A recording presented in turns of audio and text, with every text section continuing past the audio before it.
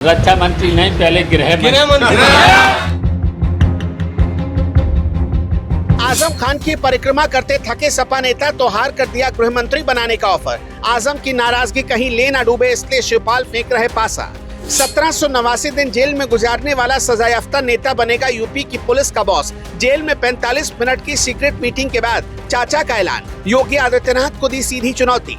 जिस नेता ने भैंस चोरी होने पर लगा दी पूरी पुलिस, अब उसी नेता से फिर से यूपी पुलिस का उपहास उड़वाएगी सपा। गृह मंत्री बनाने की शिगुफे के पीछे का असली खेल क्या है? सोचिए, एक नेता जो अपनी जिंदगी के करीब 1789 दिन जेल की सलाखों के पीछे गुजार चुका हो, जिस इंसान पर 80 से ज्यादा छोटे बड़े मुकदमे दर्ज हों और जो कई मामलों में अदालत से दोषी साबित हो चुका हो, अचानक से राजनीति के गलियारों में उसे उत्तर प्रदेश जैसे बड़े राज्य का गृह मंत्री बनाने का सपना दिखाया जाने लगे। राजनीति के इस खेल को कब क्या हो जाए कोई दावे के साथ नहीं कह सकता।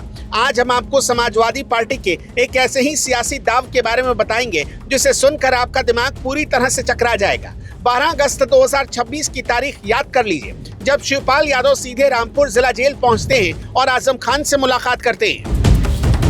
जेल के अंदर शिवपाल यादव आजम खान और उनके बेटे अब्दुल्ला आजम के साथ करीब 45 मिनट की लंबी गुफ्तगू करते हैं। मुलाकात खत्म होती है और बाहर आते ही शिवपाल यादव मीडिया और कार्यकर्ताओं के सामने एक ऐसा पासा फेंकते हैं जिसने यूपी की सियासत में आग लगा दी। शिवपाल यादव सरेआम ऐलान करते हैं कि अगर समाजवादी पार्टी की सरकार बनती है तो आजम खान को गृह मंत्री जैसी सबसे ताकतवर जिम्मेदारी दी जाएगी।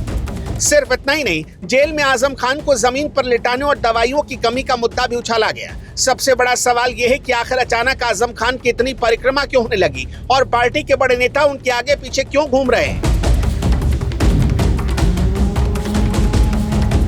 अब आपको ये समझना होगा कि आजम खान को गृह मंत्री बनाने का शिगुफा असल में क्यों छोड़ा जा रहा है। ये कोई आम राजनीतिक बयान नहीं है, बल्कि सीधा सीधा मुख्यमंत्री योगी आदित्यनाथ को एक खुली चुनौती देने की बहुत बड़ी तैयारी है। गृह मंत्री के पद का सीधा सा मतलब होता है कि पूरे राज्य की पुलिस महकमे और कानून व्यवस्था की चाबी पूरी तरह से अपने हाथ में होना। जो आदमी खुद इतने सारे मुकदमों में घिरा हो और कोर्ट से सजा पा चुका हो, उसे पुलिस फोर्स का बॉस बनाने की बात कहना ही एक बड़ा सियासी मैसेज है।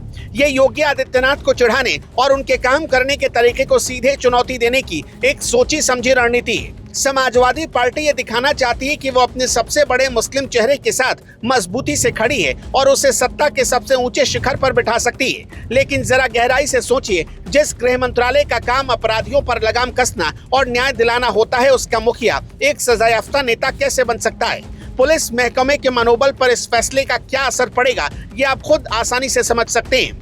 शिवपाल यादव का ये दाव दरअसल उस मुस्लिम वोट बैंक को पूरी तरह से साधने की कोशिश है जो आजम खान की नाराजगी की खबरों से छिटकने लगा था। एक सर्वे तो ये भी बताता है कि यादव वोट छिटकने के बाद सपा के मुस्लिम वोटों पर निर्भरता और ज्यादा बढ़ गई है। अब जरा उस नेता का पूरा रिपोर्ट कार्ड विस्तार से देख लीजिए जिससे सरकार बनने पर गृह मंत्री बनाने का ख्वाब दिखाया जा रहा है। आजम खान पर साल 2020 तक करीब 87 मुकदमे चल रहे थे, जिनमें से 84 मुकदमे तो सिर्फ योगी सरकार आने के बाद ही दर्ज हुए थे। आजम खान की जेल यात्रा का पहला फेज 26 जनवरी 2020 को शुरू हुआ था, जब वो पहली बार गिरफ्तार हुए और 815 दिन बाद जमानत पर बाहर आए। दूसरा फेज तब शुरू हुआ जब फर्जी जन्म प्रमाण पत्र मामले में 7 साल की सजा मिली और 18 अक्टूबर 2023 को वो दोबारा जेल चले गए।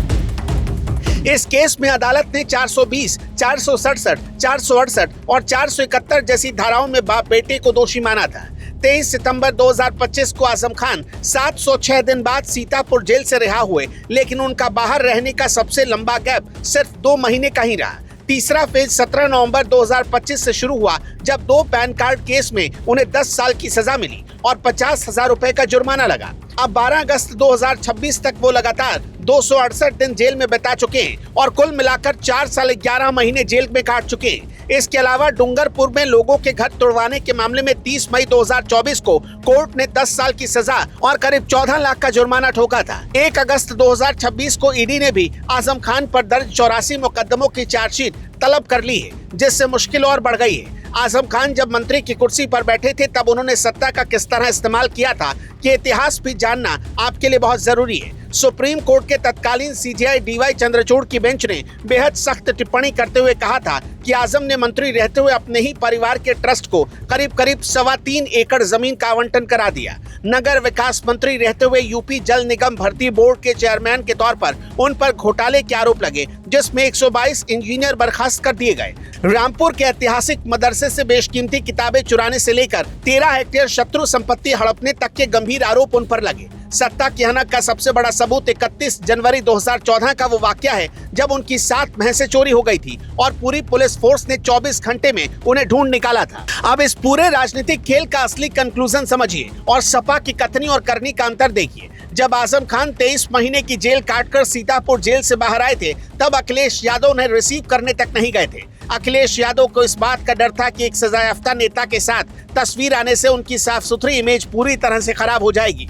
रिहाई के 15 दिन बाद 8 अक्टूबर 2025 को अखिलेश तब मिलने गए जब मायावती की एक बहुत बड़ी रैली होने वाली थी। रामपुर में करीब 50% से ज्यादा मुस्लिम आबादी है और 2024 में सपा ने आजम खान के बिना 87,434 वोटों से ये सीट जीत ली थी। फिर भी आज सिर्फ वोट बैंक की राजनीति के लिए उसी आजम खान को गृह मंत्री बनाने का ढिंढोरा पीटा जा रहा है, जिससे अखिलेश यादव खुद सबसे ज्यादा दूरी बनाए रखते थे।